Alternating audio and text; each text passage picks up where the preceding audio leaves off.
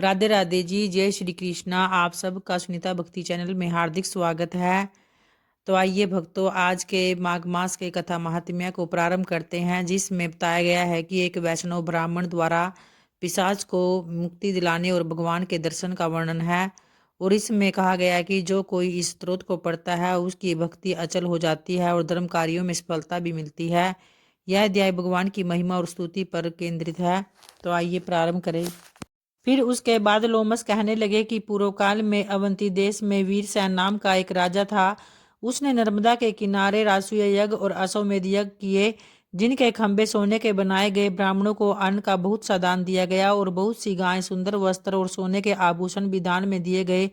वह देवताओं का परम भक्त और दान करने वाला था। भद्रक नाम का एक ब्राह्मण, जो अत्यंत मूर्ख, कुलहीन, कृषि कार्य करने वाला, दुराचारी तथा अधर्मी भी था, वह भाई बंधुओं का त्यागा हुआ इधर उधर घूमता हुआ देवयात्रियों के साथ प्रयाग में आया और माघ में उनके साथ 3 दिन तक स्नान करता रहा। वह 3 दिन में ही निष्पाप हो गया और वह अपने घर चला गया। वह ब्राह्मण और राजा दोनों एक दिन जब मृत्यु को प्राप्त हुए तो मैंने इन दोनों को बराबर इंद्रलोक में देखा। तेज रूप, बल, स्त्री, वस्त्र और आभूषणों में दोनों समान थे। ऐसा देखकर उसके महात्म्य को क्या कहा जाए। राजसूय यज्ञ करने वाला स्वर्ग का सुख भोग कर फिर भी जन्म लेता है, परंतु संगम में स्नान करने वाला जन्म मरण से रहित हो जाता है। गंगा और यमुना के संगम की हवा के स्पर्श से ही बहुत से दुख नष्ट हो जाते हैं। अधिक क्या कहे। और किसी की भी तीर्थ में किए गए जो भी पाप माघ मास में प्रयाग में स्नान करने से नष्ट हो जाते हैं। मैं पिशाच मोचन का नाम एक पुराना इतिहास तुम्हें सुनाता हूँ। इस इतिहास को यह कन्याएं और तुम्हारा पुत्र भी सुने, उससे इनकी स्मृति प्राप्त होगी। तो पुराने समय में देवदूती नाम का एक बड़ा गंभीर और वेदों का पारंगत एक वैष्णव ब्राह्मण था। उसने पिशाच को निर्मुक्त किया और वेद निधि कहने लगे कि वह कहाँ का रहने वाला, किसका पुत्र और किस पिशाच को उसने निर्मुक्त किया। तो आप विस्तार पूर्वक यह सब मुझे बतलाइए। लोमस ऋषि ने कहा, कल्पग से निकली हुई सुंदरी सरस्वती के किनारे पर उसका स्थान था। जंगल के बीच में पुण्य जल वाली सरस्वती बहती थी। वन में अनेक प्रकार के पशु पक्षी भी विचरण करते थे। उस ब्राह्मण के श्राप के ब्याह से पवन भी बहुत सुंदर चल रही थी और वन में चैत्र रथ के समान उस जगह धर्मात्मा देवदूती भी रहते थे। उसके पिता का नाम सुमित्र था और वह लक्ष्मी के वरदान से उत्पन्न हुआ था। फिर वह सदा आत्मा को स्थिर रखता, गर्मी में अपने नेत्र सूर्य की तरह रखता, वर्षा में खुली जगह पर तपस्या करने जाता और हेमंत ऋतु में सारस्वत सरोवर में बैठता और त्रिकाल संध्या करता। जितेंद्रिय और सत्यवादी भी था। अपने आप गिरे हुए फल और पत्तियों का भोजन करता था। उसका शरीर सूख कर हड्डियां मात्र रह गई था। इस प्रकार उसके तप करते हुए वहां पर 1000 वर्ष बीत गए और तप के प्रभाव से उसका शरीर अग्नि के समान प्रज्वलित होने लगा। विष्णु की प्रसन्नता से वह सब प्रकार कर्म करता। दधीचि ऋषि के वरदान से ही वह श्रेष्ठ वैष्णव हुआ। एक समय जब उस ब्राह्मण ने वैशाख महीने की एकादशी को हरि की पूजा कर उसकी सुंदर प्रस्तुति तथा विनती करी, तो उसकी विनती सुनकर भगवान उसी समय गरुड़ पर चढ़कर उसके पास आए। चतुर्भुज, विशाल नेत्र, मेघ जैसा स्वरूप भगवान को स्पष्ट देखकर प्रसन्नता के मारे उसकी आंखों में आंसू भर गए और कृतकृत्य होकर उसने भगवान को प्रणाम किया। फिर उसने अपने शरीर को भी याद न रखा और भगवान के ध्यान में लीन हो गए। तब भगवान ने कहा कि हे देवदूती, मैं जानता हूँ कि तुम मेरे परम भक्त हो। मैं तुमसे अति प्रसन्न हूँ, तुम वर मांगो। तो इस प्रकार भगवान के वचन सुनकर प्रेम के मारे लड़खड़ाती हुई वाणी में कहने लगा कि हे देवादिदेव, अपनी माया से शरीर धारण करने वाले आपका दर्शन देवताओं को भी दुर्लभ है। अब मैं आपका दर्शन करने के लिए मुझे क्या चाहिए? मैं सदा आपकी भक्ति में लगा रहूं। भगवान उसके वचन सुनकर कहने लगे कि ऐसा ही होगा। तुम्हारे तप में कोई बाधा नहीं पड़ेगी। जो मनुष्य तुम्हारे कहे गए स्त्रोत को पढ़ेगा उसकी मुझ में अचल भक्ति होगी।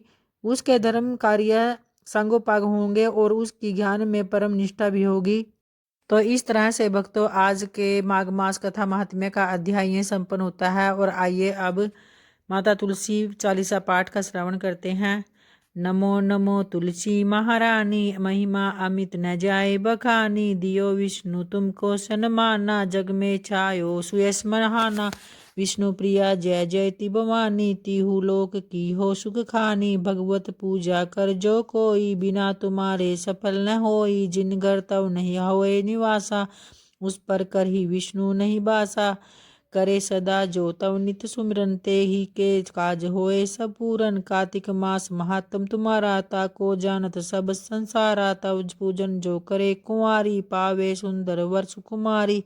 करे जो पूजन नित प्रति नारी, सुख संपत्ति से होए सुखारी। वृद्धा नारी करे जो पूजन, मिले भक्ति होवे पुलकित मन। श्रद्धा से पूजे जो को, भवनिधि से तर जाए सोई। कथा भागवत यज्ञ करावे, तुम बिन नहीं सफलता पावे। छायो तप प्रताप जग बारी, ध्यावत तुम ही सकल चितधारी। तुम्ही मात यंत्रन तंत्रन, सकल काज सिद्धि होवे क्षण में। औषधि रूप आप हो माता, सब जग में तव यश विख्याता। देव ऋषि मुनि ओ तपधारी, करत सदा तव जय जयकारी। वेद पुराण तव यश गाया, महिमा अगम पार नहीं पाया। नमो नमो जय जय सुख कारणी, नमो नमो जय दुख निवारणी। नमो नमो सुख संपत्ति देनी, नमो नमो अग काटन छेनी। नमो नमो भक्तन दुख हरनी, नमो नमो दुष्टन मद छेनी।